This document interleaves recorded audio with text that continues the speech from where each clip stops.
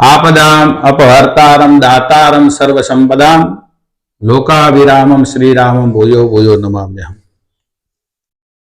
आप सर्वने जय सियाराम, जय श्री कृष्ण साथे आज तमारी समक्ष हूँ वास्तुशास्त्र लईने आव्यो छूं। त्यारे वास्तु पुरुषाय नमः। प्रथम मारा वास्तु पुरुष ने वंदन छे।